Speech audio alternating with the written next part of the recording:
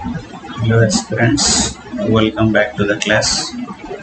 So మనం ఈరోజు constitutional bodies అంటే రాజ్యాంగబద్ధ సంస్థల గురించి డిస్కస్ చేస్తాము. అయితే భారత రాజ్యాంగం అన్నిటికీ మూలం. మీకు అందరికీ తెలుసు, రాజ్యాంగం అనేది అన్నిటికీ మూలం. ప్రతి ఒక్క పరిపాలనకి సంబంధించిన అంశం, ప్రతి ఒక్క అధికారి, తర్వాత దేశంలో ఉండేటువంటి పౌరులు, ప్రతి ఒక్కళ్ళకి సంబంధించినటువంటి వివరాలు లేదా ఎట్లా ఉండాలి, ఏంటి, వాట్ ఈజ్ వాట్ అని చెప్పేటువంటి గైడింగ్ ప్రిన్సిపల్స్ అన్నీ కూడా రాజ్యాంగంలో ఉంటాయి. ఓకే, సో గైడింగ్ ప్రిన్సిపల్స్ అని అంటాం. సో దీన్ని మనము రాజ్యాంగాన్ని ఏదైనా ఒక దేశానికి ఒక అస్తిత్వం, ఒక మూలతత్వం లేదా పరిపాలనకి ఉన్నటువంటి ఒక బెడ్రాక్ సిస్టమ్, పరిపాలనకి అవసరమైనటువంటి ఒక గ్రంథంగా పేర్కొనవచ్చు. అదే మాదిరిగా వివిధ రకాల సంస్థలకి మధ్యన ఉన్నటువంటి సంబంధాలు మరియు వ్యక్తులకి సంస్థలకి మధ్యన ఉన్నటువంటి సంబంధాలు మరియు వ్యక్తులకి మధ్యన ఉండేటువంటి సంబంధాలు ఏంటివి అనేది నిర్వచించే గ్రంథాన్ని మనము రాజ్యాంగం అని చెప్పేసి చెప్పవచ్చు. ఓకే, సో ఎట్లా అంటే ఇప్పుడు వ్యక్తులకి మధ్యన ఉండేటువంటి సంబంధాలని కూడా చెప్తుంది. వ్యక్తులకి అంటే ఇద్దరు వ్యక్తులు ఉన్నారు, సపోజ్ వీళ్ళిద్దరూ కలిసిమెలిసి ఉండాలి, ఓకే, సోదర భావంతో ఉండాలి, ఈర్ష్యా ద్వేషాలతోటి ఉండకూడదు అని చెప్పేసి చెప్తున్నారు. సో మరో ఎగ్జాంపుల్ మనం తీసుకుంటే ఆర్టికల్ 17 ఏం చెప్తుంది అని అంటే అన్టచబిలిటీ, అంటరానితనాన్ని నిషేధించాలి అని ఆర్టికల్ 17 చెప్తుంది, which is part of the fundamental right part 3 and which is part of the constitution. Okay, మూడో భాగంలో ఆర్టికల్ 17 చెప్తుంది అంటరానితనాన్ని నిషేధించాలి అని చెప్పేసి. అది దేంట్లో ఉంది అని అంటే పార్ట్ 3లో ఉంది. మరి పార్ట్ 3 దేంట్లో ఉంది అని అంటే అది రాజ్యాంగంలో ఉంది. కావున ఇప్పుడు ఈ పర్సన్ ఏ పర్సన్ బిని అంటరాని వ్యక్తిగా చూడకూడదు, డిస్క్రిమినేట్ చేయకూడదు. సో ఇది ఆర్టికల్ 14ని కూడా బలోపేతం చేస్తుంది. సో మొత్తానికి మీకు తెలుసు ఆర్టికల్ 14 నుంచి 18 వరకు ఉన్నవి అన్ని కూడా సమానత్వపు హక్కు. సో సమానంగా ఉండాలి కాబట్టి ఆర్టికల్ 17 ప్రకారం అంటరానితనాన్ని నిషేధించాలి, ఎవరు కూడా అంటరానితనాన్ని ప్రాక్టీస్ చేయకూడదు. సో ఇది అయిపోయింది వ్యక్తికి మరియు వ్యక్తికి మధ్యన ఉన్నటువంటి సంబంధం.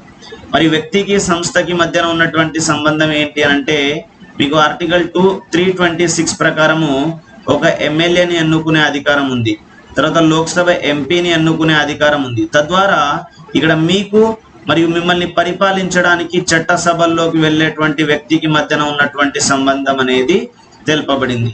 అదే మాదిరిగా సంస్థలకి మధ్యన ఉన్నటువంటి సంబంధం ఎట్లా అనంటే పార్లమెంట్ చట్టాలు తయారు చేయాలి అని రాజ్యాంగం చెప్తుంది. పార్లమెంట్ తయారు చేసిన చట్టాలని కార్యనిర్వాహక వర్గం వాళ్ళు అమలు చేయాలి అని రాజ్యాంగం చెప్తుంది.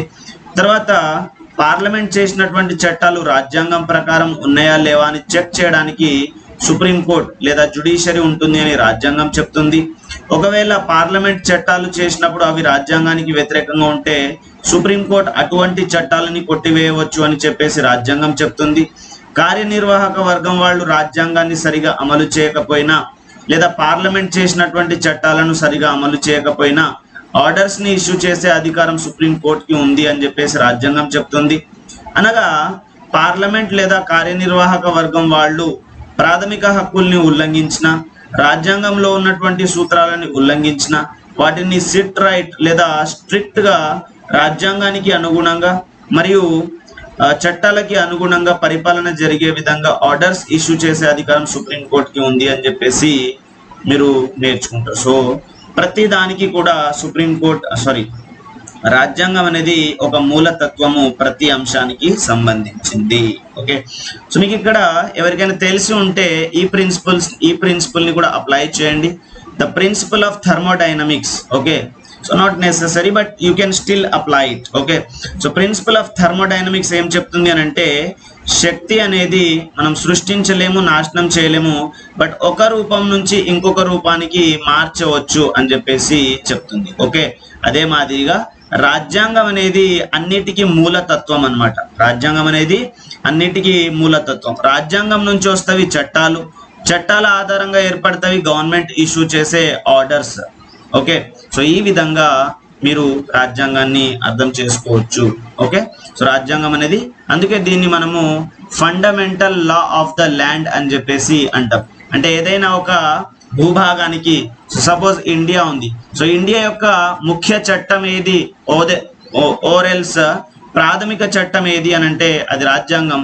తర్వాత వచ్చేటువంటి చట్టాలన్నిటిని కూడా మనము సప్లిమెంటరీ లాస్ అని అంటాం, లేదా సెకండరీ లాస్ అని అంటాం. సప్లిమెంటరీ లాస్ అని అంటే రాజ్యాంగానికి అనుగుణంగా లేదా రాజ్యాంగంలో లేనటువంటి అంశాలకు వివరణ ఇస్తూ తయారు చేసేటువంటి చట్టాలు. సో అవి ఎక్కువ పరిపాలనకి సంబంధించినటువంటి అంశాలు అయి ఉంటాయి అని చెప్పేసి నోట్ చేయాల్సినటువంటి అవసరం ఉంది. సో మరి చూద్దాము, భారత రాజ్యాంగంలో కాన్స్టిట్యూషనల్ బాడీస్ అని అంటే యాక్చువల్గా రాజ్యాంగాన్ని మనం ఇట్లా చదవచ్చు. ఒకటి కార్యనిర్వాహక వ్యవస్థ అని, రెండోది శాసన వ్యవస్థ అని, మూడోది న్యాయ వ్యవస్థ అని. సో ఈ వ్యవస్థల్లో పడనటువంటి సంస్థలు ఏవైతే ఉంటాయో, అంటే ఈ వ్యవస్థ యొక్క సబ్ హెడ్డింగ్ కిందికి రానటువంటి సంస్థలు ఏవైతే ఉన్నాయో వాటిని మనం సపరేట్గా రాజ్యాంగబద్ధ సంస్థలు అని చదువుకుంటాం. ఓకే ఓకే సో ఇప్పుడు కార్యనిర్వాహక వ్యవస్థ ఉంది, దాంట్లో ఉన్న ప్రెసిడెంట్ ఆఫ్ ఇండియా, దీన్ని మనం రాజ్యాంగబద్ధ సంస్థ అనొచ్చు. తర్వాత గుర్తుపెట్టుకోవాలి, పిఎంఓ ప్రైమ్ మినిస్టర్ ఆఫీస్, ఇది రాజ్యాంగబద్ధ సంస్థ కాదు మరియు చట్టబద్ధమైన సంస్థ కాదు. పిఎం అని అంటే అది ఓకే, అది రాజ్యాంగబద్ధ వ్యక్తి లేదా రాజ్యాంగబద్ధ విషయం. బట్ పిఎంఓ అనేది ఒక ఆర్డర్ ద్వారా ఏర్పాటు చేయబడింది. ఎందుకంటే గతంలో అడిగిన question, PMO prime minister office అనేది నీదర్ కాన్స్టిట్యూషనల్ నార్ స్టాట్యుటరీ, చట్టబద్ధమైనది కాదు మరియు రాజ్యాంగబద్ధమైనది కూడా కాదు అని చెప్పేసి నోట్ చేయాల్సిన అవసరం ఉంది. ఓకే, సో చూడండి, ఇవి మీరు చదవాల్సినటువంటి రాజ్యాంగబద్ధ సంస్థలు. ఓకే, సో ఇది మనం లక్ష్మీకాంత్ని రిఫరెన్స్గా తీసుకుంటున్నాము. మీ దగ్గర ఏ పుస్తకం ఉంటే మీరు దాన్ని ఫాలో అవ్వచ్చు, నో వరీస్. అయితే ఇవి మీరు చదవవలసినటువంటి రాజ్యాంగబద్ధ సంస్థలు ఏవేవి ఉన్నాయనంటే, ఒకటి భారత ఎన్నికల సంఘం, తర్వాత union public service commission, state public service commission, finance commission. So వాటి యొక్క ఆర్టికల్ కూడా చూడండి, ఇంపార్టెంట్. ఆర్టికల్ 324 ద్వారా మనకి భారత ఎన్నికల సంఘం అనేది ఏర్పడుతుంది. యూపీఎస్సి అండ్ స్టేట్ పిఎస్సికి సంబంధించి, స్టేట్ పిఎస్సి అని అంటే 28 రాష్ట్రాలు ఉన్నాయి మనకి, ప్రతి రాష్ట్రానికి ఒక పబ్లిక్ సర్వీస్ కమిషన్ ఉంటుంది. దాని ముందర ప్రిఫిక్స్ యాడ్ చేసుకుంటాం. సపోజ్ ఇప్పుడు తెలంగాణ ఉంది, టీజీపీఎస్సి అని యాడ్ చేసుకుంటాం. Okay, so UPSC and state పిఎస్సికి సంబంధించి ఆర్టికల్ 315 నుంచి ఆర్టికల్ 323 వరకు ఉన్నటువంటివి డీల్ చేస్తాయి అనమాట. తర్వాత finance commission article 280, finance commission article 280, goods and service tax council, GST council, ఇది ఆర్టికల్ 279A, ఆర్టికల్ 279A. మీకు తెలుసు, క్యాపిటల్ లెటర్స్లో ఎక్కడ కనిపిస్తే అది తర్వాత రాజ్యాంగ సవరణ ద్వారా వచ్చింది అని మీరు నోట్ చేస్తారు. ఓకే, తర్వాత commission for the scheduled caste 338 ద్వారా, షెడ్యూల్డ్ ట్రైబ్ కోసం ఉన్న కమిషన్ 338A, అండ్ బీసీ కోసం ఉన్నటువంటి కమిషన్ 338B. సో ఇవి రెండు కూడా తర్వాత రాజ్యాంగ సవరణల ద్వారా వచ్చినవి అని చెప్పేసి మీకు తెలుసు. తర్వాత భాషాపరమైనటువంటి మైనారిటీస్ కోసం ప్రత్యేకమైనటువంటి అధికారి, special officer for linguistic minority, ఇది ఆర్టికల్ 350B 350B ప్రకారము ఏర్పడుతుంది. తర్వాత controller and auditor general of ఇండియాకి సంబంధించిన ఆఫీస్ ఆర్టికల్ 148 నుంచి ఆర్టికల్ 151 వరకు ఉన్నవి. అటార్నీ జనరల్కి సంబంధించి ఆర్టికల్ 76, అడ్వకేట్ జనరల్కి సంబంధించి ఆర్టికల్ 165. సో ఇవి మీరు నేర్చుకోవాల్సినటువంటి రాజ్యాంగబద్ధ సంస్థలు. Okay, these are the things which you have to learn. ఇవి మీరు నేర్చుకోవాల్సినటువంటి రాజ్యాంగబద్ధ సంస్థలు. ఓకే, సో దాంట్లో మొదటి రాజ్యాంగబద్ధ సంస్థ అది ఎన్నికల కమిషన్. మొదటి రాజ్యాంగబద్ధ సంస్థ ఎన్నికల కమిషన్. సో ఎన్నికల కమిషన్కి సంబంధించినటువంటి అంశాలను చూడండి ఒకసారి. Okay, so do not get afraid of looking at the English text. So ఇంగ్లీష్లో ఉంది, మా వల్ల కాదు, మేము చేయలేము అని చెప్పేసి ఎవరు కూడా do not under estimate your self, and ఎవరు కూడా భయపడాల్సిన అవసరం లేదు. ప్రతి ఒక్క అంశాన్ని నేను తెలుగులో మ్యాక్సిమం ఎక్స్ప్లెయిన్ చేస్తున్నా. Only 1 or 2% may go in English, but remaining things అన్నీ కూడా తెలుగులోనే నేను 100కి 100% చెప్తున్నా, కాబట్టి do not get afraid of. Okay, so let us see about the election commission of India. So first రాజ్యాంగబద్ధ సంస్థ ఎన్నికల సంఘం. ఓకే, అయితే మనకి ఎన్నికల సంఘం అనేది ఒక పర్మనెంట్ అంటే శాశ్వతమైనటువంటి సంస్థ మరియు ఇండిపెండెంట్, ఈ 2 పాయింట్స్ని నోట్ చేయాలి. మీకు రాజ్యాంగ సంస్థల నుంచి ఏదైనా ఎగ్జాంపుల్ ఇచ్చేసి ఇండిపెండెంట్ అయినది ఏది, ఇండిపెండెంట్ కానిది ఏది అని ఏమైనా అడిగితే బ్లైండ్గా ఆల్మోస్ట్ ఇప్పుడు మనం పైన చర్చించినవన్నీ కూడా ఇండిపెండెంట్ సంస్థలే ఆల్మోస్ట్. ఇట్లా అడిగే chances very less, but in case అడిగినా కూడా ఆల్మోస్ట్ అన్నీ కూడా ఇండిపెండెంటే, except attorney general and advocate general and of course మనం ఫినాన్స్ కమిషన్ని కూడా ఇండిపెండెంట్ అనే చెప్పుకోవచ్చు. ఓకే, ఈ 2 తప్ప మిగిలినవి అన్ని రాజ్యాంగబద్ధ సంస్థలు ఇండిపెండెంట్ అని చెప్పేసి నోట్ చేసుకోండి. ఓకే, మరి దీని యొక్క విధి ఏంటి అని అంటే భారతదేశానికి సంబంధించినటువంటి ఎలక్షన్స్ కండక్ట్ చేయడం దీని యొక్క విధి. ఆర్టికల్ 324 ప్రకారము ఎన్నికల సంఘం అనేది ఏర్పడి ఉంది మనకి భారత రాజ్యాంగం తరపున లేదా భారత రాజ్యాంగం ద్వారా. ఏం చేస్తుంది దీని యొక్క విధి అని అంటే ఎన్నికలు నిర్వహిస్తుంది అని మీకు తెలుసు. మరి ఎట్లా? సూపరింటెండెన్స్ ఉంటుంది, మొత్తం ఎన్నికలకు సంబంధించి డైరెక్షన్ కంట్రోల్ మొత్తం కూడా ఎన్నికల సంఘం చేతిలోనే ఉంటుంది. దిశానిర్దేశం చేయటము, తర్వాత ఎన్నికలకి సంబంధించిన నియంత్రణ చేయటము మరియు ఎన్నికలకు సంబంధించిన పర్యవేక్షణ చేయటము మొత్తం కూడా ఎన్నికల సంఘం చేతిలో ఉంటుంది. ఎందుకు అంటే అది free and fair elections conduct చేయాలి. నిష్పక్షపాతమైనటువంటి ఎన్నికలు కండక్ట్ చేయడానికి ఆర్టికల్ 324 ద్వారా ఏర్పడినటువంటి ఎన్నికల సంఘం దిశానిర్దేశాన్ని, పర్యవేక్షణను మరియు నియంత్రణను కలిగి ఉంటుంది. ఇంపార్టెంట్ టు నోట్ దాట్ మరి ఎవరెవరికి ఎన్నికలు కండక్ట్ చేస్తుంది అని అంటే ఒకటి పార్లమెంట్కి, తర్వాత రాష్ట్ర శాసనసభలకి, ఆఫీస్ ఆఫ్ ద ప్రెసిడెంట్కి మరియు ఆఫీస్ ఆఫ్ ద వైస్ ప్రెసిడెంట్కి ఎన్నికలు కండక్ట్ చేస్తుంది అని చెప్పేసి గుర్తుపెట్టుకోవాలి. మరి ఇంపార్టెంట్ అయినటువంటి ప్రైమ్ మినిస్టర్ అండ్ మినిస్టర్స్ గురించి రాలేదేం సార్ అని ఎవరికైనా క్వశ్చన్ రావచ్చు. So the prime minister and ministers లేదా స్టేట్లో అయితే chief minister and ministers they are appointed not elected. So ఇప్పుడు పార్లమెంట్ అని అంటే లోక్సభకి మరియు రాజ్యసభకి, రాష్ట్ర అసెంబ్లీలు అంటే మెంబర్ ఆఫ్ లెజిస్లేటివ్ అసెంబ్లీకి, మెంబర్ ఆఫ్ లెజిస్లేటివ్ కౌన్సిల్కి, ఇంకా ప్రెసిడెంట్ వైస్ ప్రెసిడెంట్ అంటే వెరీ క్లియర్. సో లోక్సభకి జరిగేటువంటి డైరెక్ట్ ఎలక్షన్స్, రాజ్యసభకి జరిగేటువంటి ఇండైరెక్ట్ ఎలక్షన్స్, ఎమ్మెల్యేకి జరిగేటువంటి డైరెక్ట్ ఎలక్షన్స్, ఎమ్మెల్సీకి జరిగేటువంటి ఇండైరెక్ట్ ఎలక్షన్స్.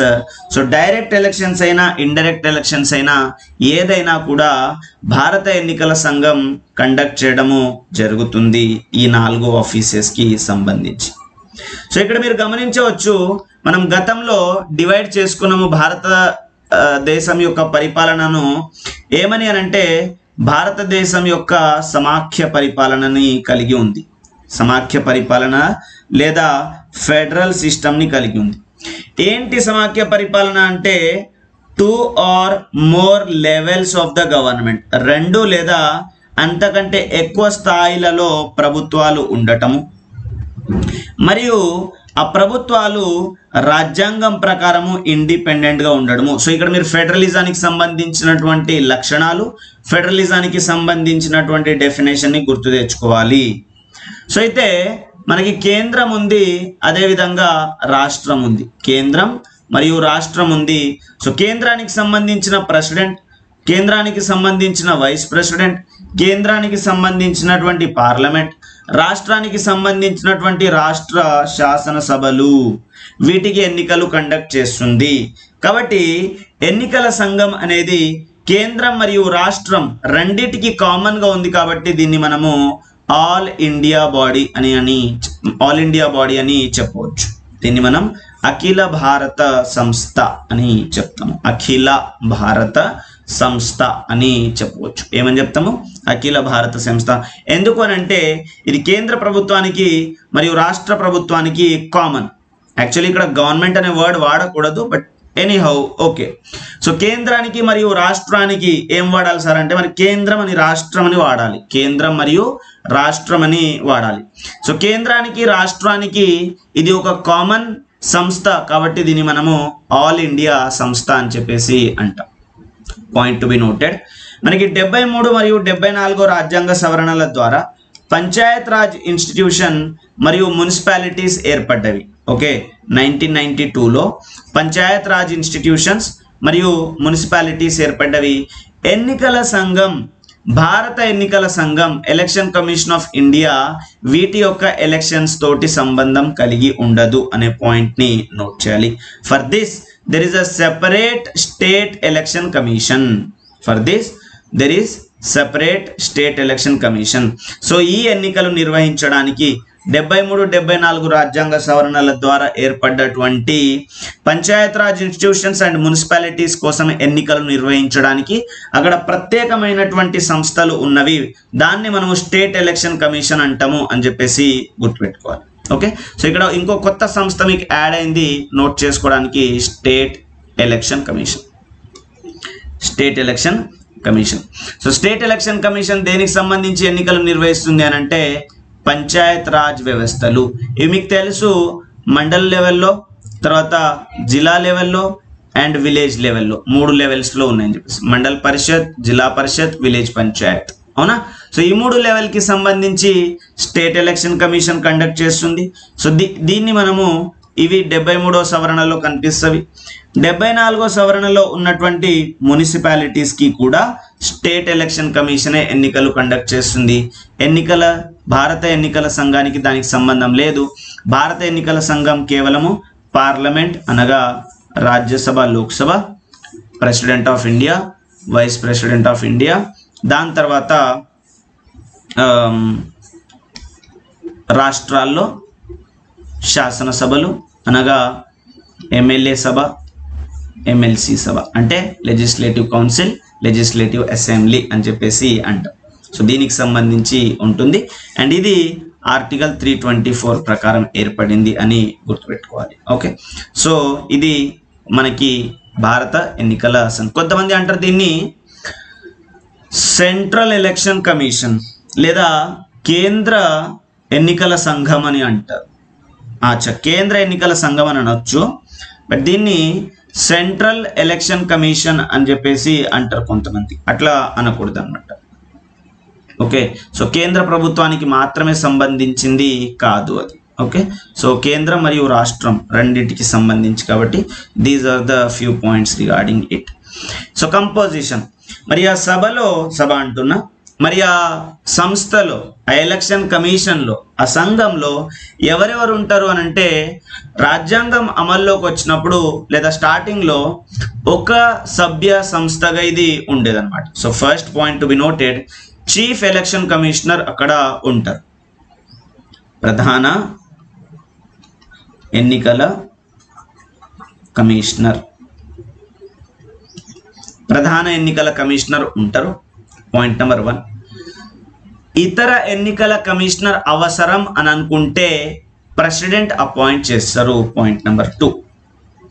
ఇతర ఎన్నికల కమిషనర్ అవసరం అని అనిపిస్తే రాష్ట్రపతి అపాయింట్ చేయవచ్చు. ఇక్కడ ఒకవేళ పార్లమెంట్ అనే వర్డ్ కూడా మీకు ఇచ్చి కన్ఫ్యూజ్ చేయవచ్చు, కేర్ఫుల్గా గుర్తుపెట్టుకోవాలి. సో రాష్ట్రపతి ఇతర ఎన్నికల కమిషనర్స్ని అపాయింట్ చేయవచ్చు. దానికి ఎట్లాంటి చట్టబద్ధత లేదా రాజ్యాంగ సవరణ అవసరం లేదు అని నోట్ చేయాలి. తర్వాత మనకి ఈ చీఫ్ ఎలక్షన్ కమిషనర్స్ అండ్ అవసరమైనప్పుడు ఇతర ఎలక్షన్ కమిషనర్స్ ఏర్పాటు చేసినప్పుడు వాళ్ళని ఎవరు అపాయింట్ చేస్తారు అని అంటే రాష్ట్రపతి. ఓకే, సో ఇక్కడ కూడా ప్రెసిడెంట్ది వచ్చింది కదా అని అంటే అది 2 ఎక్స్ట్రా పర్సన్స్ని క్రియేట్ చేయడం కోసం, 2 ఎక్స్ట్రా పర్సన్స్ని క్రియేట్ చేయడం కోసం. సో ఇక్కడ ఏమన్నాడు, చీఫ్ ఎలక్షన్ కమిషనర్ అనేది అవసరం ఖచ్చితంగా, అది రాజ్యాంగం ప్రకారం వస్తాడు ఒక వ్యక్తి. అవసరం అని అనుకున్నప్పుడు దాని యొక్క సంఖ్యని పెంచవచ్చు. ఎవరు అని అంటే ప్రెసిడెంట్ ఆఫ్ ఇండియా. సంఖ్యని ఎవరు పెంచుతున్నారు అని అంటే ప్రెసిడెంట్. సో మరి వీళ్ళని ఎవరు అపాయింట్ చేస్తున్నారు అని అంటే ప్రెసిడెంట్ వీళ్ళని. సో ఇప్పుడు అది సింగిల్ సభ్య సంస్థ కాకుండా బహుళ సభ్య సంస్థ అయినప్పుడు దానికి చైర్మన్గా ఎవరు ఉంటారు అని అంటే చీఫ్ ఎలక్షన్ కమిషనర్ చైర్మన్గా ఉంటాడు. సో ఒక్కడే ఉంటే అతనే చైర్మన్, అతనే సభ్యుడు. మరి ఇద్దరు ముగ్గురు ఉన్నప్పుడు దానికి ఎవరు చైర్మన్గా ఉంటారు అని అంటే చీఫ్ ఎలక్షన్ కమిషనర్ దానికి చైర్మన్గా ఉండడం జరుగుతుంది అన్నమాట. తర్వాత president May appoint after consultation with the election commission such regional commissioners. So president of India ఇతర రీజనల్ కమిషనర్స్ని అంటే ఇతర ప్రాంతీయ కమిషనర్లను కూడా అపాయింట్ చేయవచ్చు. ఎవరిని కలిసి అనంటే ఎలక్షన్ కమిషన్ని కలిసి. ఇక్కడ గుర్తుపెట్టుకోవాలి, election commission appoints regional commissioners అని అడగొచ్చు, కన్ఫ్యూజ్ అవ్వద్దు. సో ప్రెసిడెంటే అపాయింట్ చేస్తున్నాడు in consultation with the election commission. ఈ పాయింట్ని కూడా కేర్ఫుల్గా నోట్ చేయాలి. తర్వాత అపాయింట్ చేసిన తర్వాత ఎలక్షన్ కమిషనర్స్ యొక్క చీఫ్ ఎలక్షన్ కమిషనర్ కావచ్చు, ఇతర ఎలక్షన్ కమిషనర్స్ కావచ్చు, వాళ్ళ యొక్క సర్వీస్ కండిషన్స్, సేవా షరతులు అన్నీ కూడా ప్రెసిడెంట్ ద్వారా డిటర్మిన్ చేయబడతవి. దీనికి కూడా పార్లమెంట్ యొక్క చట్టం లేదా రాజ్యాంగ సవరణ అవసరం లేదు అని గుర్తుపెట్టుకోవాలి. సో సిన్స్ ఇట్స్ ఇన్సెప్షన్ 1950 నుంచి 1989 వరకు ఇది ఏకసభ్య సంస్థగా నడిచింది, అంటే with the chief election commissioner. 1989లో ఇద్దరిని అపాయింట్ చేసినారు, త్రిసభ్య సంస్థ అయింది. 1989లో ఇద్దరిని అపాయింట్ చేసినారు, అది త్రిసభ్య సంస్థగా అయింది. మళ్ళీ 1990లో దాని యొక్క నెక్స్ట్ ఇమీడియట్ ఇయర్ మళ్ళీ 2 పోస్టులు అబాలిష్ అయినవి, అది మళ్ళీ సింగిల్ సభ్య సంస్థగా మారిపోయింది. మళ్ళీ 1993 నుంచి 1+2 అయింది. అండ్ ఇప్పటి వరకు టిల్ ద డేట్ అంటే 2024 వరకు ఇది త్రిసభ్య సంస్థగా ఉంది. దేర్ఫోర్ ఎన్నికల సంఘం అనేది బహుళ సభ్య సంస్థ. ఎంతమంది ఉన్నారు అంటే 3. సో ఎప్పుడు అపాయింట్ అయినారు అంటే 1993 నుంచి ఇప్పటి వరకు కంటిన్యూస్గా ఉంది. బట్ యాక్చువల్గా ప్రారంభం నుంచి 1950లో ఏకసభ్య సంస్థగా ఏర్పడింది. తర్వాత 1989లో ఇద్దరిని ఎక్స్ట్రా యాడ్ చేస్తే అది త్రిసభ్య సంస్థ అయింది. మళ్ళీ వాళ్ళిద్దరూ రిటైర్ అయిపోయినారు 1990లో, మళ్ళీ అది ఏకసభ్య సంస్థగా మారిపోయింది. మళ్ళీ 1993 నుంచి అది బహుళ సభ్య సంస్థగా నడుస్తుంది. సో ఇప్పుడు ప్రస్తుతం బహుళ సభ్య సంస్థగా ఉంది 3తోటి. ఒకళ్ళు chief election commissioner +2 election commissioners. మరి వీళ్ళ మధ్యన ఏమైనా వ్యత్యాసం ఉందా అని అంటే ఎలాంటి వ్యత్యాసం లేదు. Equal powers and equal salary ఉంటుంది. వాళ్ళకి సమానమైనటువంటి అధికారాలు మరియు సమానమైనటువంటి జీతభత్యాలు ఉంటవి. సో వాళ్ళ యొక్క జీతభత్యాలు ఎవరికి కంపేరబుల్ అని అంటే సుప్రీంకోర్టు యొక్క జడ్జ్కి కంపేరబుల్. ఎవరికి కంపేరబుల్ అంటే సుప్రీంకోర్టు యొక్క జడ్జ్కి కంపేరబుల్. సో ఇప్పుడు సుప్రీంకోర్టు జడ్జ్కి ఎంత ఉంది? 2.5, 2.5 లక్షల జీతం ఉంది. సో ఎలక్షన్ కమిషనర్స్కి ఎంత వస్తుంది అని అంటే 2.5 లక్షల జీతం వస్తుంది. అయితే ఒక విషయంలో వ్యత్యాసం ఉంటుంది, తొలగింపు విధానంలో తప్ప ఇంకెక్కడా కూడా వ్యత్యాసం ఉండదు అని నోట్ చేయాలి. సమాన అధికారాలు ఉన్నవి మరియు సమానమైనటువంటి జీతభత్యాలు ఉన్నవి. మరి ఆ జీతభత్యాలు ఎవరికి ఈక్వల్, ఎవరికి కంపేరబుల్ అని అంటే సుప్రీంకోర్టు జడ్జ్కి కంపేరబుల్ అని నోట్ చేయాలి. ఓకే, దాని తర్వాత కమిషన్లో తీసుకునేటువంటి నిర్ణయాలు అన్నీ కూడా మెజారిటీ ఆధారంగా తీసుకుంటారు. కమిషన్లో తీసుకునే నిర్ణయాలు మెజారిటీ ఆధారంగా. సో ఏం నిర్ణయాలు తీసుకుంటారు? ఇవాళ ఏం కుక్ చేద్దాము, నైట్కి ఏం తిందాము, ఇట్లాంటివా? సో ఏ స్టేట్కి ఎప్పుడు ఎలక్షన్ కండక్ట్ చేయాలి, ఓకే, ఏ స్టేట్ యొక్క ఎలక్షన్ గడువు ముగిసిపోతుంది, ఫ్రెష్ ఎలక్షన్స్ పోతుంది, ఇట్లాంటివి. ఎవరైనా మరణిస్తే బై ఎలక్షన్స్ ఎప్పుడు కండక్ట్ చేయాలి, ఇట్లాంటి అంశాలు. సో కింద చూస్తాం మనం దీని యొక్క ఫంక్షన్స్. సో ఆ ఫంక్షన్స్లో అన్నీ కూడా మెజారిటీ ఆధారంగా తీసుకుంటాం. మరి సభ్యులు ఎన్ని సంవత్సరాల వరకు ఉంటారు అని అంటే వాళ్ళ యొక్క పదవీ కాలం 6 years ఉంటుంది, రిటైర్మెంట్ ఏజ్ 65 years. ఇక్కడ చాలా మంది కన్ఫ్యూజ్ అవుతారు కదా. చూద్దాం ఇక్కడ ఏంటి, ఈ 6 years 65 years which ever is earlier అని అంటున్నాడు, విచ్ ఎవర్ ఈజ్ అర్లియర్ అని అంటున్నాడు. ఒక ఎగ్జాంపుల్ ఇస్తున్నా చూడండి. సుప్రీంకోర్టు జడ్జ్ ఉన్నాడు, ఇతను 65 years వరకు ఉంటాడు, తర్వాత రిటైర్ అయిపోతాడు, ప్రాబ్లం లేదు. ఇతనికి ఎట్లాంటి మినిమం సర్వీస్ టెన్యూర్ లేదు. తర్వాత హైకోర్టు జడ్జ్ ఉన్నాడు 62 years. కానీ ఇక్కడ election commissioner and most of the time మీరు రాజ్యాంగబద్ధ సంస్థలన్నింటిలో ఇవి చూస్తారు, 6 years 65 years which ever earlier అని. దీని యొక్క కాన్సెప్ట్ ఏంటి అని అంటే ఒక వ్యక్తి 65 సంవత్సరాలకి మించి పని చేయకూడదు ఒక కాన్సెప్ట్.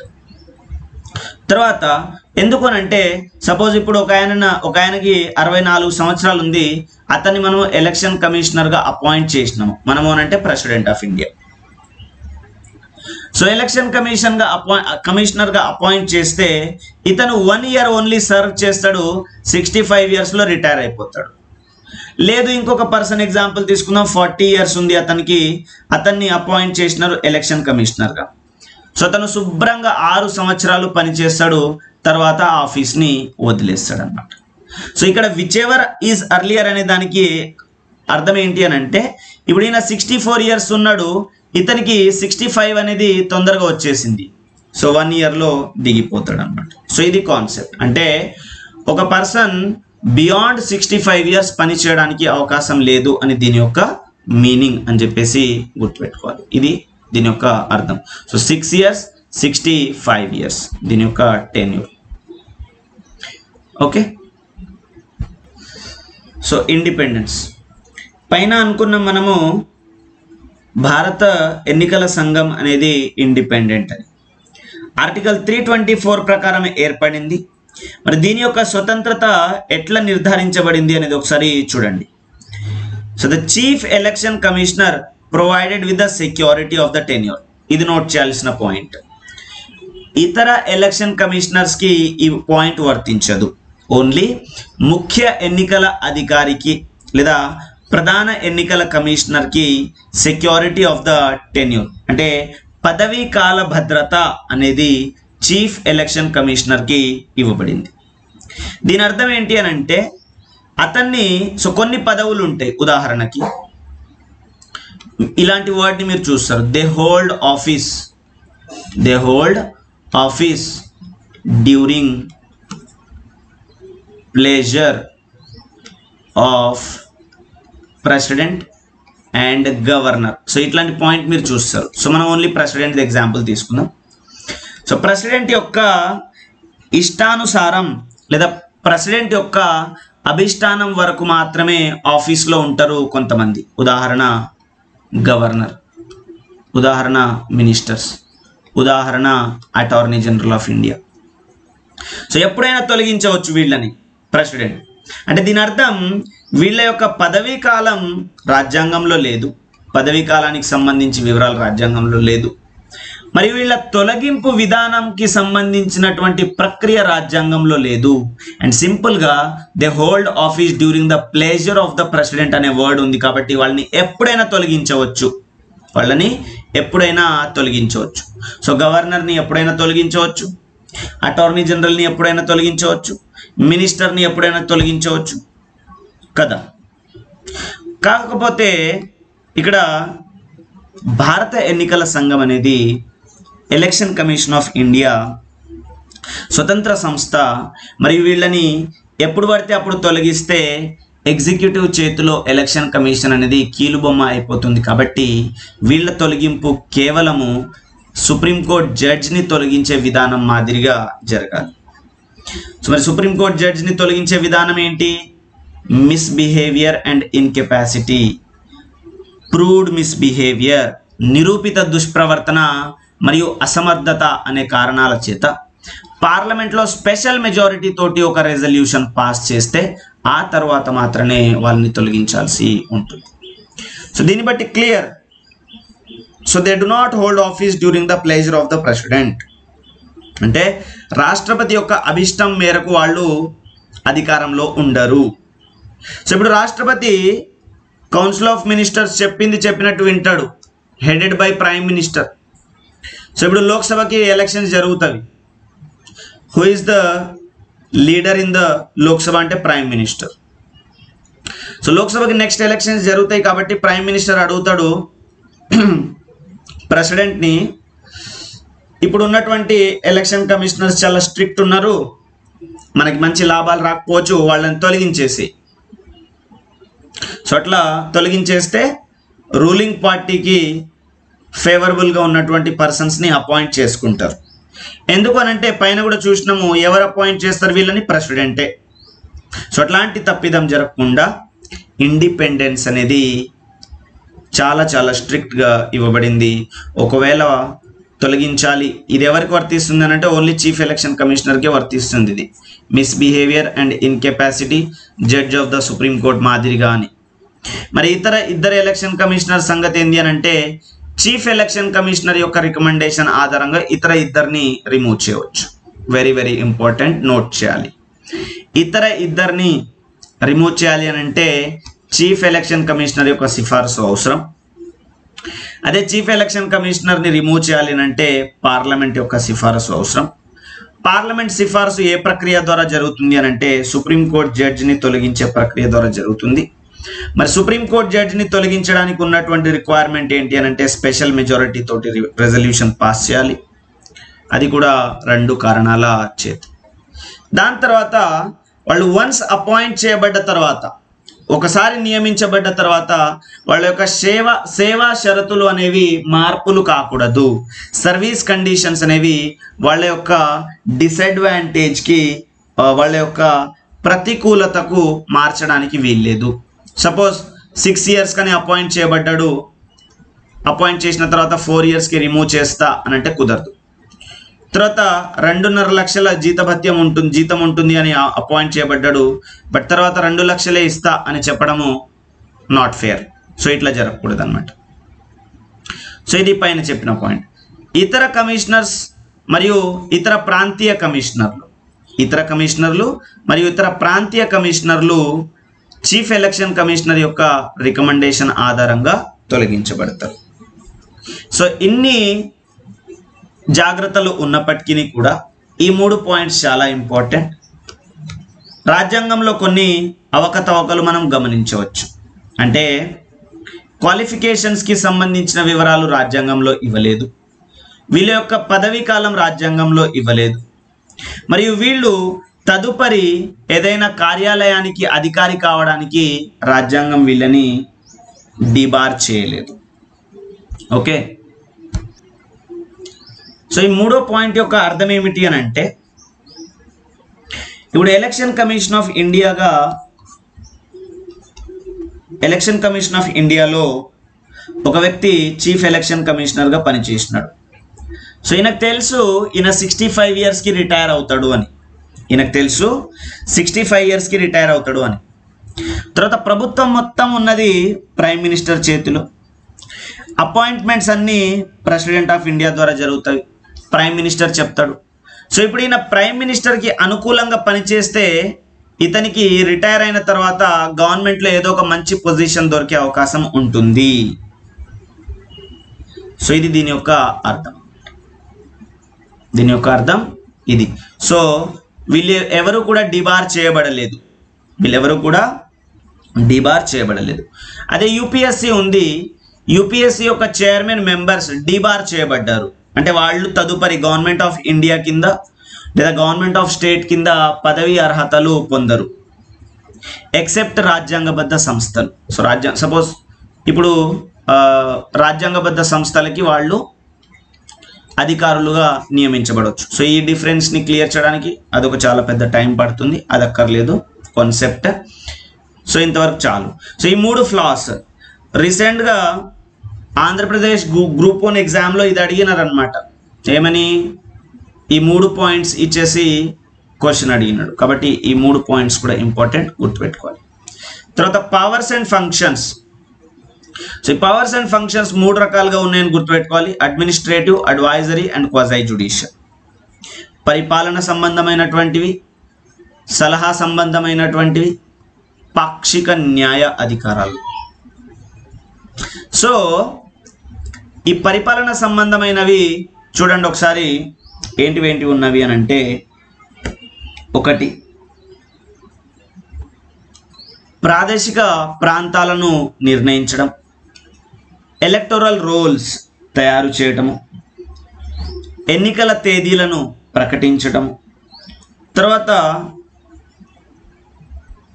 పొలిటికల్ పార్టీస్కి రికగ్నిషన్ ఇవ్వటం. ఇంపార్టెంట్ పాయింట్, అన్నీ ఇంపార్టెంటే. 4 ఇస్తాడు, ఈ కింది వాటిలో ఏది పరిపాలన సంబంధమైనవి అని అడుగుతాడు. తర్వాత ఇవి రెండు కూడా న్యాయ సంబంధమైనటువంటి. ఏదైనా 2 పార్టీల మధ్యన తగాదా ఏర్పడితే ఇది ఆ తగాదాని పరిష్కారం చేస్తుంది, కాబట్టి ఒక కోర్టు లాగా వ్యవహరిస్తుంది. ఏదైనా ఒక ప్రాబ్లం ఏర్పడ్డప్పుడు, తగాదా ఏర్పడ్డప్పుడు ఆ ప్రాబ్లంని సాల్వ్ చేయడానికి ఏదైనా ఆఫీసర్స్ని అపాయింట్ చేస్తుంది, ఇది కూడా న్యాయ సంబంధమైనటువంటి అధికారం. మోడల్ కోడ్ ఆఫ్ కండక్ట్, ప్రచారానికి సంబంధించిన టీవీ రోస్టర్, ఇవి కూడా పరిపాలనకు సంబంధించినవి. రాష్ట్రపతికి అడ్వైస్ ఇవ్వడము, గవర్నర్కి అడ్వైస్ ఇవ్వటము, ఇవి అడ్వైజరీ జ్యూరిస్డిక్షన్, అంటే ఇవి సలహా సంబంధమైనటువంటి అధికారాలు. క్యాన్సలింగ్ ద పోల్స్ని క్యాన్సిల్ చేయటము, రాష్ట్రపతిని లేదా గవర్నర్ని స్టాఫ్ కోసం రిక్వెస్ట్ చేయటము పరిపాలన సంబంధమైనటువంటి అధికారం. ఎలక్షన్స్కి సంబంధించి సూపర్విజన్ పరిపాలనకు సంబంధించి. తర్వాత అడ్వైజింగ్ ద ప్రెసిడెంట్, ఇది advisory. Registering the political parties, ఇది పరిపాలనకు సంబంధించిన అంశం. సో మళ్ళీ ఒక్కొక్క పాయింట్ని కేర్ఫుల్గా చూడండి, దీంట్లో కొన్ని పాయింట్స్ ఇంపార్టెంట్. ఇక్కడ ఎలక్షన్ కమిషన్కి దాని యొక్క ఓన్ స్టాఫ్ ఉండదు. ఎలక్షన్ కండక్ట్ చేయడానికి గవర్నమెంట్ యొక్క స్టాఫ్ని వాడుకుంటుంది, అది మీరు నోట్ చేయాలి. సో కేంద్ర ప్రభుత్వానికి సంబంధించిన ఆఫీసర్స్ అయితే ప్రెసిడెంట్ ఆఫ్ ఇండియా యొక్క రిక్వెస్ట్ మేరకు ప్రెసిడెంట్ని రిక్వెస్ట్ చేస్తుంది. తర్వాత రాష్ట్రానికి సంబంధించిన అధికారులను వాడుకోవాలి అని అంటే గవర్నర్ని రిక్వెస్ట్ చేస్తుంది. తర్వాత మీకు తెలుసు, ఒక ఎమ్మెల్యేను అనర్హత డిక్లేర్ చేయాలి అని అంటే అది గవర్నర్ డిక్లేర్ చేస్తారు. ఎమ్మెల్సీని అనర్హత డిక్లేర్ చేయాలి అంటే గవర్నర్ డిక్లేర్ చేస్తారు. కాకపోతే ఎలక్షన్ కమిషన్ యొక్క సలహా తీసుకోవాలి, ఆ సలహా కట్టుబడి ఉంటుంది అని నోట్ చేయాలి. ప్రెసిడెంట్ లోక్సభ ఎంపీ లేదా రాజ్యసభ ఎంపీని అనర్హత డిక్లేర్ చేయాలి అని అంటే ఎలక్షన్ కమిషన్ యొక్క సలహా తీసుకోవాలి, ఆ సలహా కూడా కట్టుబడి ఉంటుంది అని చెప్పి నోట్ చేయాలి. తర్వాత ఇవి కూడా ఇంపార్టెంట్. సో ఎలక్షన్ కమిషనర్కి లేదా ఎలక్షన్ కమిషన్ ఆఫ్ ఇండియాకి ఇతర ఎలక్షన్ కమిషనర్స్ సహాయం చేస్తారనమాట వేరియస్ లెవెల్స్లో. అదే మాదిరిగా రాష్ట్ర స్థాయిలో chief electoral officer appointed by the chief election commissioner. Chief electoral officer appointed by chief election commissioner. ఇది ఇక్కడ స్టేట్ స్థాయిలో. డిస్ట్రిక్ట్ స్థాయిలో district collector as returning officer. District collector as returning officer. తర్వాత కాన్స్టిట్యుయెన్సీ స్థాయిలో, సో ఇతన్ని మనం district returning officer అంటాం. Constituency స్థాయిలో returning officer appointed by the district returning officer. Polling booth స్థాయిలో presiding officer appointed by the district returning officer. గుర్తుపెట్టుకోవాలి, చాలా చాలా ఇంపార్టెంట్, ఎవరు అపాయింట్ చేయబడుతున్నారు అనేది. ఓకే, సో ఇది స్టేట్లో chief electoral officer appointed by the CEC. District లెవెల్లో డిస్టిక్ కలెక్టర్ డిస్టిక్ రిటర్నింగ్ ఆఫీసర్గా ఉంటాడు. కాన్స్టిట్యుయెన్సీ అంటే నియోజకవర్గం స్థాయిలో రిటర్నింగ్ ఆఫీసర్ ఉంటారు. పోలింగ్ బూత్ స్థాయిలో ప్రిసైడింగ్ ఆఫీసర్ ఉండడం జరుగుతుంది అన్నమాట. సో ఇవి ఎలక్షన్ కమిషన్ ఆఫ్ ఇండియాకి సంబంధించి కొన్ని కాదు ముఖ్యమైనటువంటి అంశాలు. వీటిని మీరు నోట్ చేయాలి. ఓకే, సో ముఖ్యంగా నోట్ చేయవలసినటువంటి అంశాలు, election commission of India article 324 ప్రకారం ఏర్పడింది. దాని తర్వాత ఎలక్షన్ కమిషన్ ఆఫ్ ఇండియా త్రిసభ్య సంస్థ, దానికి సంబంధించిన ఇయర్స్ నోట్ చేయాలి, మరియు దాని యొక్క కంపోజిషన్, దాని యొక్క కూర్పు, ఎవరు అపాయింట్ చేస్తున్నారు, తర్వాత తొలగింపు విధానం ఏంటి, ఎవరు తొలగిస్తారు, ఎన్నికలకు సంబంధించిన పర్యవేక్షణ, దిశానిర్దేశం, నియంత్రణ ఎవరు కలిగి ఉంటారు, తర్వాత ప్రధాన ఎన్నికల కమిషనర్ మరియు ఇతర ఎన్నికల కమిషనర్కి మధ్యన ఉన్నటువంటి సారూప్యత ఏంటి, మరియు డిఫరెన్సెస్ ఏంటి. వాళ్ళు జీతభత్యాలు అన్ని విషయాల్లో సమానంగా ఉంటారు, కానీ ఒక తొలగింపు విషయంలో మాత్రం అసమానంగా ఉంటారు. ప్రధాన ఎన్నికల కమిషనర్ని తొలగించడానికి పార్లమెంట్ యొక్క రికమెండేషన్ అవసరం, బట్ ఎలక్షన్ కమిషనర్స్ని తొలగించడానికి పార్లమెంట్ రికమెండేషన్ అవసరం లేదు అని చెప్పేసి నోట్ చేయాలి. సో వాళ్ళ యొక్క జీతభత్యాలకు సంబంధించిన వివరాలు, పదవీ కాలం 6 సంవత్సరాలు ఉంటారు లేదా 65 సంవత్సరాలు ఉంటారు. వాళ్ళకి సంబంధించినటువంటి ఇండిపెండెన్స్ ఎట్లా ప్రొవైడ్ చేయబడింది, ఏ విధంగా ఇండిపెండెంట్, ఏ విధంగా అవి నిష్పక్షపాతంగా ఎన్నికలు కండక్ట్ చేయాలి, సేవా షరతులు ఎందుకు మారకూడదు అనేటువంటి అంశాలను చాలా జాగ్రత్తగా గుర్తుపెట్టుకోవాల్సినటువంటి అవసరం ఉంది. సో ఇన్ని జాగ్రత్తలు ఉన్నప్పటికీ కూడా రాజ్యాంగం వాళ్ళ పదవీ కాలానికి సంబంధించినటువంటి వివరాలు ఇవ్వలేదు. అదేవిధంగా విద్యా అర్హతల గురించి లేదా ఏదైనా ఇతర అర్హతల గురించి చెప్పలేదు. అదే మాదిరిగా వాళ్ళ యొక్క పదవీ విరమణ అయిన తర్వాత తదుపరిగా ఇంకా వేరే ఆఫీస్లో అధికారిగా ఉండడానికి ఇది డిబార్ చేయలేదు. దానికి ఉన్నటువంటి అధికారాలు పరిపాలనా అధికారాలు మరియు క్వాజై జ్యుడిషియల్ అంటే న్యాయపరమైనటువంటి అధికారాలు. అదే మాదిరిగా వాళ్ళకి ఉన్నటువంటి ఎలక్షన్ కమిషన్కి ఉన్నటువంటి అడ్వైజరీ అధికారాల గురించి నోట్ చేయాలి. Okay, so I will show you some MCQs also. ఎట్లాగో ఇది 40 minutes క్లాస్ అయింది కాబట్టి ఒక 10 minutesలో ఎంసీక్యూస్ కూడా సాల్వ్ చేస్తే you will get an idea over. Okay, so ఇవి ఎలక్షన్ కమిషన్ ఆఫ్ ఇండియాకి సంబంధించిన ఎంసీక్యూస్. సో ఒకసారి చూడండి, రాజ్యాంగం ద్వారా స్థాపించబడిన భారత ఎన్నికల సంఘం యొక్క ప్రధాన ఉద్దేశం ఏమిటి అని అడుగుతున్నాడు. ఓకే, సో బి స్వేచ్ఛాయుత మరియు నిష్పాక్షిక ఎన్నికలు జరిగేలా చూడాల్సినటువంటి అధికారం దీనికి ఉంది. దీని యొక్క ప్రధాన ఉద్దేశం. సో దేశ ఆర్థిక విధానాలను ఎవరు తయారు చేస్తారు అంటే కార్యనిర్వాహక వ్యవస్థ వాళ్ళు. చట్టాలను అమలు చేయటం కార్యనిర్వాహక వ్యవస్థ. విద్యా సంస్థలను పర్యవేక్షణ చేయటము ఇది మినిస్ట్రీ ఆఫ్ ఎడ్యుకేషన్, అది కూడా కార్యనిర్వాహక వ్యవస్థ. అవునా? సో రాజ్యాంగంలోని ఏ ఆర్టికల్ ప్రకారము ఎన్నికల సంఘానికి అధికారాలు కల్పిస్తుంది? Option B 324. తర్వాత కింది వానిలో దేని ఎన్నికలకు ఎన్నికల కమిషన్ బాధ్యత వహిస్తుంది అని అంటే పార్లమెంట్ మరియు రాష్ట్ర శాసనసభలు, పంచాయతీలకి, మున్సిపాలిటీలకి, కార్పొరేషన్లకి కాదు. సో చూడండి, ఇప్పుడు చదివిన ఇన్ఫర్మేషన్ మీకు, బట్ మీరు ఎప్పుడైతే ఇది ఎంసీక్యూస్ మాదిరిగా మీరు అప్లై చేయాల్సి వస్తుందో కన్ఫ్యూజన్కి గురి అయ్యే అవకాశం ఉంటుంది. కాబట్టి ప్రధాన ఎన్నికల కమిషనర్, ఇతర ఎన్నికల కమిషనర్లను ఎవరు నియమిస్తారు? అధ్యక్షుడు. సో మనం అధ్యక్షుడు అనే పదం చాలా తక్కువ వాడతాం, రాష్ట్రపతి అనే పదం వాడతాము. ప్రధానమంత్రి ఎవరినైనా నియమిస్తాడా ఇండియాలో అంటే ఎవరిని నియమించాడు. పార్లమెంట్ ఎవరిని నియమించదు, సుప్రీంకోర్టు కూడా ఎవరిని నియమించదు. అన్ని నియామకాలు అధ్యక్షుడి ద్వారా అంటే రాష్ట్రపతి ద్వారా జరుగుతవి. ప్రధానమంత్రి అనగా మంత్రిమండలి యొక్క సలహా మేరకు. ఎన్నికల సంఘం ఏ ప్రభుత్వాలకి ఉమ్మడిగా ఉండేటువంటి అఖిల భారత సంస్థ. కేంద్ర మరియు రాష్ట్ర, కేంద్రం మాత్రమే, రాష్ట్రం మాత్రమే, పంచాయతీ మున్సిపాలిటీలకి. So answer is A. Article 324 ప్రకారము ఎన్నికల కమిషన్ ఈ కింది వాటిలో దేనిని కలిగి ఉంటుంది? ప్రధాన ఎన్నికల కమిషనర్ మాత్రమే. ప్రధాన ఎన్నికల కమిషనర్ మరియు రాష్ట్రపతి ఎంతమంది ఇతర ఎన్నికల కమిషనర్లను అయినా ఫిక్స్ చేయవచ్చు. ఇది ఆన్సర్. సో ముగ్గురు ఎన్నికల కమిషనర్ మాత్రమే. ఇది చూసి మీకు కొంచెం కన్ఫ్యూజన్ అనిపించవచ్చు. అచ్చా, ఇప్పుడు 3 సభ్య సంస్థ ఉంది కాబట్టి ముగ్గురు అని రాయవచ్చు. కానీ ఇక్కడ ఇది చాలా స్పెసిఫిక్ పాయింట్ అన్నమాట. ప్రధాన ఎన్నికల కమిషనర్ కంపల్సరీ ఉంటారు. సో రాష్ట్రపతి ఇతర వ్యక్తులని అపాయింట్ చేయవచ్చు.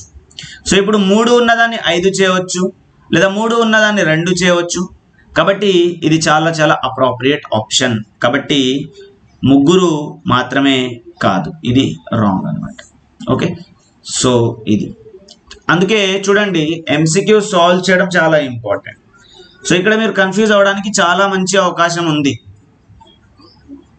ఓకే, కాకపోతే క్వశ్చన్ కూడా అంతే క్లియర్గా చదవాలి. ఆర్టికల్ 324 ప్రకారము అని చెప్పేసి చాలా స్పెసిఫిక్గా అడిగినాడు. సో ఆ 324లో ఏవైతే వర్డ్స్ ఉన్నాయో అవి మ్యాచ్ కావాలి. Anyhow B is the answer. ఇతర ఎన్నికల కమిషనర్లను నియమించినప్పుడు ఎన్నికల కమిషనర్ చైర్మన్గా ఎవరు వ్యవహరిస్తారు? ఎన్నికల కమిషన్కి చైర్మన్గా ఎవరు వ్యవహరిస్తారు అని అంటే ఇతను. సో ఇక్కడ మీరు దీనికి కన్ఫ్యూజ్ అయ్యే అవకాశం ఉంటుంది, అత్యంత సీనియర్ అని చెప్పేసి. బట్ ప్రధాన ఎన్నికల కమిషనర్ చైర్మన్గా ఉంటారు అన్నమాట. ఎన్నికల కమిషనర్లు, రీజనల్ కమిషనర్లు సర్వీస్ నిబంధన పదవీ కాలాన్ని ఎవరు నిర్ణయిస్తారు? అది రాష్ట్రపతి. పదవీ కాలాన్ని రాష్ట్రపతి నిర్ణయిస్తారు. తర్వాత ప్రధాన ఎన్నికల కమిషనర్ పదవీ కాల భద్రతను ఏ నిబంధన నిర్ధారిస్తుంది అని క్వశ్చన్. సో సుప్రీంకోర్టు న్యాయమూర్తికి ఉన్నటువంటి అదే పద్ధతి మరియు అదే ప్రాతిపదికన తొలగించడం. రాష్ట్రపతి ఇష్టానుసారం తొలగిస్తాడా? నో. ప్రధానమంత్రి ఇష్టానుసారం? నో. వారి కాల పరిమితి స్థిరంగా ఉంది మరియు మార్చలేము అనేది ఆప్షన్ ఇచ్చినాడు. ఇది కూడా కరెక్ట్ కాదు. ఎందుకు అనంటే ఒకవేళ వాళ్ళు నిరూపిత దుష్ప్రవర్తన చేసినప్పుడు వాళ్ళని తొలగించేస్తుంది.